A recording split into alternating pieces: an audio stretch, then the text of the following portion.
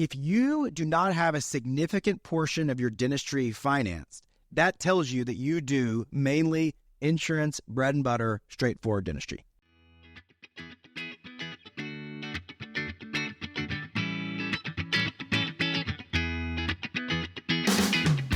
Welcome back to the Millennial Dentist Podcast, a podcast all about working smarter, not harder. Pushing dentists to go beyond dental school dentistry and build the practice of your dreams. Here is your host, the Millennial Dentist himself, Dr. Sully Sullivan. Welcome back, everybody, to the Millennial Dentist Podcast. I hope you're having a great day, great night, great morning, whatever you're doing. Thanks for tuning in. Doesn't go unnoticed. Thanks for the messages. Thanks for the love. I'm a words of affirmation guy. Just to put it out there in the existence. You want to make me feel good? Give me some words of affirmation. Text me, slide in my DMs. You know what's up. Anyways, today we're gonna we've had some good discussion on kind of the new reality of like how I would prefer to set up my practice in a sense of how I would get patient acquisition, treatment plan, the type of dentistry I would do. And this conversation that I want to talk about comes off of last week. We had our 3D treatment planning course, and it's one of my favorite courses that we have at 3D Dentist. I think it's a great entry point into our ecosystem.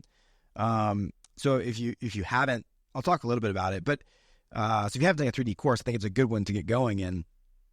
But really, the idea is that if you want different outcomes, then you have to do things differently than you're currently doing them. So that's kind of what I want to expound on. So we're talking about that today. But yeah, as always, podcast is sponsored by 3D Dentist, which is like me sponsoring my own podcast, which is basically just getting to advertise things that I want to advertise. So hey, check us out, 3D-dentist.com. Really cool thing that's happening. We now have an app. That's right. So I want to take this time to talk about the app a little bit. If you go to the App Store, 3D Dentist, just search it. I think it's called 3D Pro on the App Store. It's going to have our logo 3D Dentist on it. And download the app. You can register right there. And there's a free section that basically has a spot where you can ask questions, post. We've been kind of releasing the app in layers to all the people that have been through courses and whatnot. But the app is a great place for you to kind of just stay in touch, stay engaged. And then we're going to be continuing to post content. And then it also has access to all of our online courses within the app. So you can literally watch them, view them from the app, share them with your team, that sort of thing. So check out the app, go register, sign up. The app is free, by the way. Did I mention that? Free app. And 3D Dentist app. So I've gotten some messages, one of them was funny. It's a buddy from dental school who's a couple years younger than me. And I had recently talked about how, we're a big proponent of one doctor, one chair. And he had posted on Instagram and was like, well, that's kind of ludicrous. Like no doctor should be limited to one chair. And so I wanted to kind of redefine that conversation in light of 3D treatment planning and in light of this idea that if you want different outcomes, you have to have different results. Now, another comment that I got, Lee had made was that he goes, it sounds like basically what you're doing is you're redefining a little bit of the way that you build out or grow the practice. And I think that's a good perspective on this, is that those of you listening who currently practice dentistry, most of you are successful.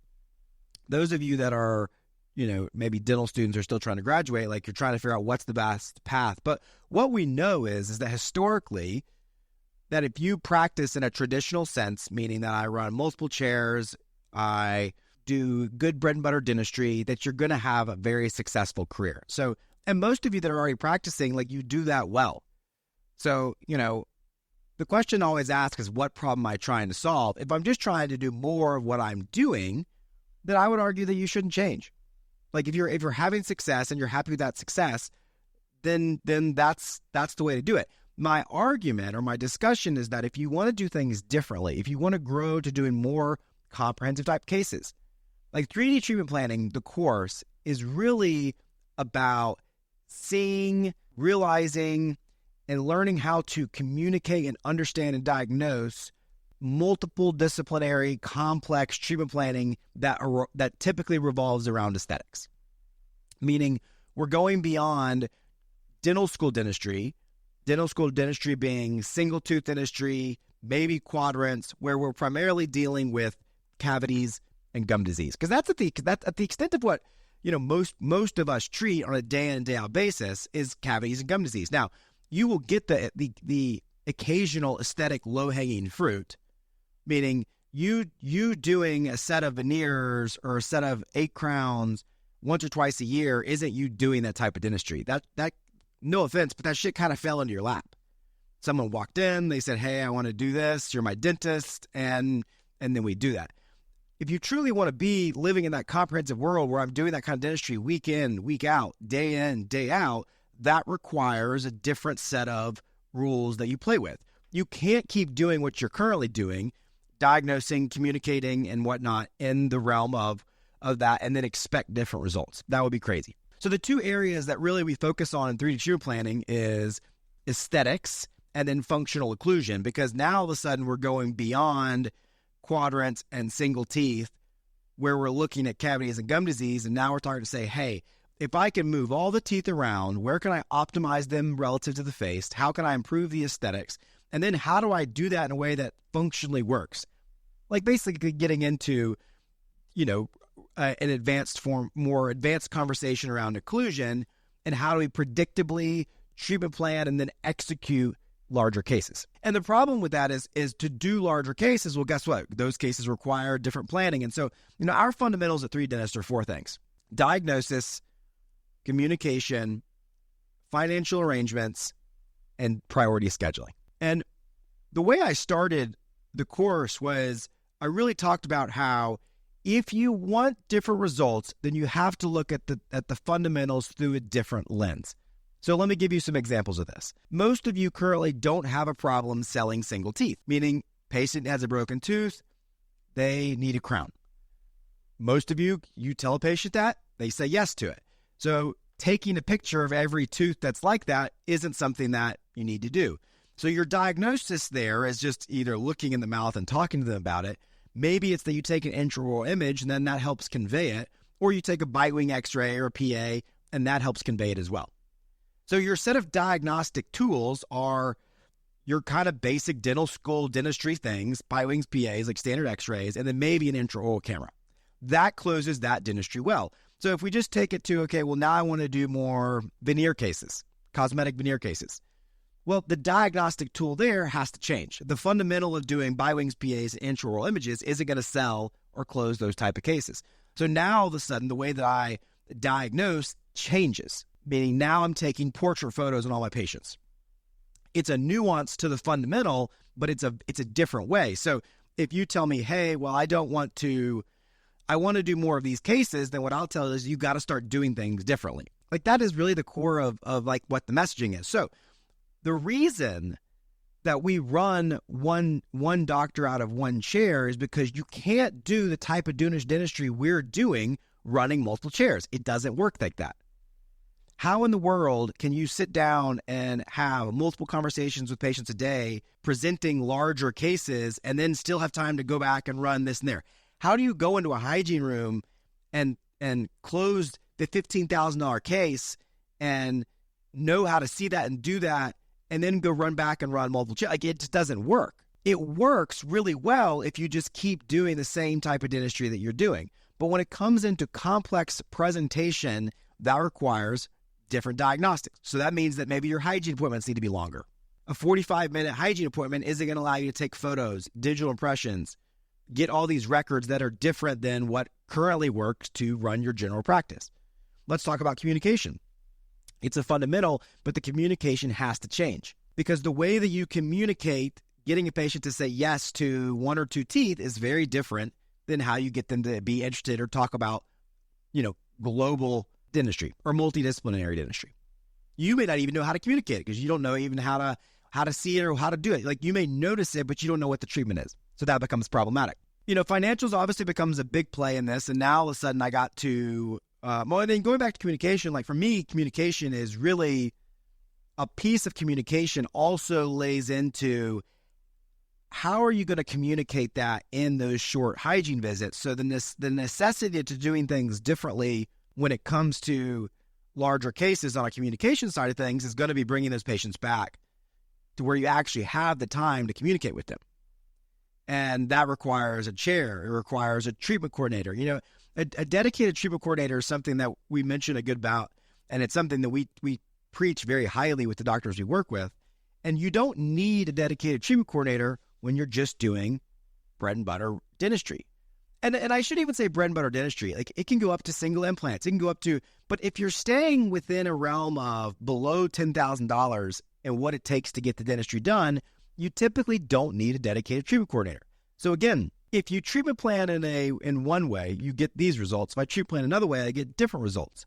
And then the way that I schedule, the way that I run my practice is all going to be different. So part of this goes back to, it's hard for people to hear me or hear someone else or get on Facebook and get advice, because the goals of what you want and how you want to practice should have an impact and the influence on the way that you practice. And so, like, I preach, and, we at 3 Dentists talk about a pretty different model because we're trying to get different results. And I think that has got to be the core theme of the conversation, is that, like, I'm not saying that what you're doing is wrong, because I don't think it is. I think it's working. What I'm saying is that if you want to do things differently, you're going to have to change the way that you do things.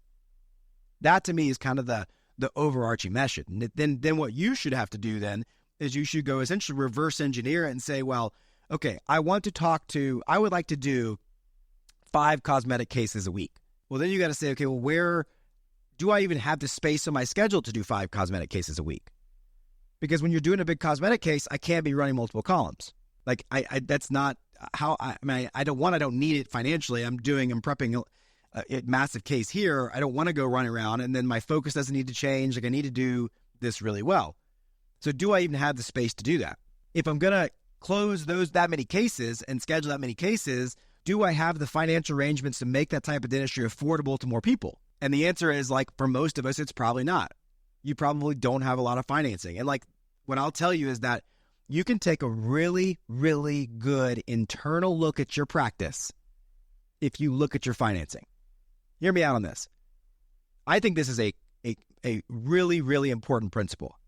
If you do not have a significant portion of your dentistry financed, that tells you that you do mainly insurance, bread and butter, straightforward dentistry. If you look at your collections from 2023 and you see that there was a significant portion financed, that should tell you that you're treatment planning and you're presenting dentistry in a comprehensive manner.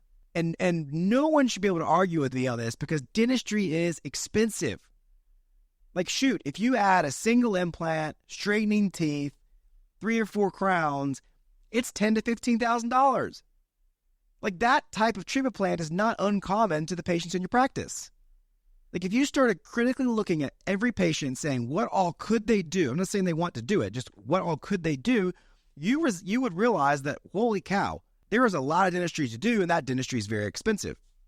And so if I look and see that of my collections last year, let's say I did $1 million in dentistry, 1.5 million, and 1.4 of that was paid by, let me do percentage-wise. That's easier math for the millennial me, and probably you listening. Let's say that if my collections, less than 5% of that is financed, which is where most of you will be, by the way, then what I'm telling you is you're underperforming, respectfully. And you have so much more opportunity. You don't need to go market to get these patients. They're in you're just not making it affordable. Or you're convinced that they won't pay for it because you haven't made it affordable because of the options you have, and so therefore you don't present it.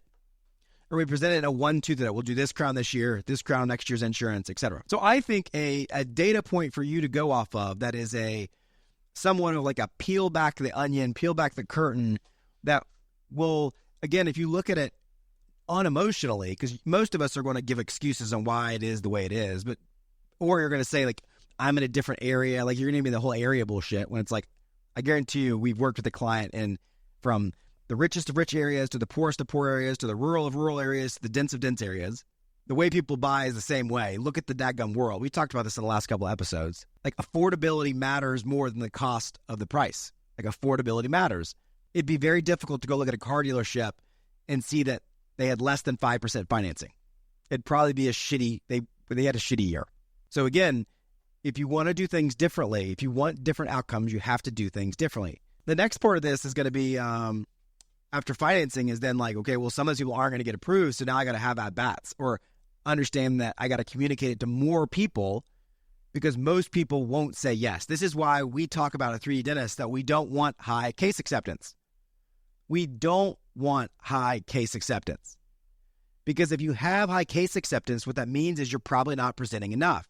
Now, I want case acceptance. I want a high case acceptance to them doing something. But what it really means is I want them having I need to have a low case acceptance of people doing everything. Meaning if every single patient I present dentistry to, they say yes to all of it, I'm most likely not seeing or presenting all the dentistry that is there to be done. Because most people won't want to do it. Shoot, you don't want to do it. Think about it yourself. Like, I'll take me, for example. I have number 10 is kind of pushed back. I would benefit, or an option for me would to do ortho, but I haven't done it. I'm an example of a patient that if you present it to me, I could benefit from it, but I wouldn't do it. Most patients won't say yes, so therefore I have to understand that my case acceptance is going to be lower. Now, I can't stop presenting it because then I miss out the opportunity. So what you need to expect, or the goal that we call it is the 95-5 rule. I want 5% of people to say yes to everything on the treatment plan. And then the reality is 95% I want to say yes to something.